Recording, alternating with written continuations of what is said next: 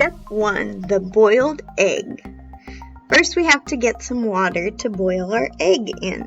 So I'm going to fill the pot with as much water as it takes to cover the egg. Once I get the pot on the stove, I'm going to turn on the heat, and then I'll place the egg in the pot so that it can start cooking. We have to bring the water to a rolling boil. So we have to wait and wait and wait some more. Luckily I sped it up so we don't have to wait quite so long. Once it comes to a rolling boil, we're going to cut off the heat. We're going to let the egg sit for as long as it takes to get to the desired boiled level you like.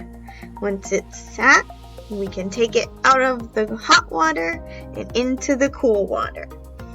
Let the egg cool, then it will be time to peel it. Peeling an egg is not an easy task, but once it's done, you'll be ready to add a boiled egg to your ramen dish.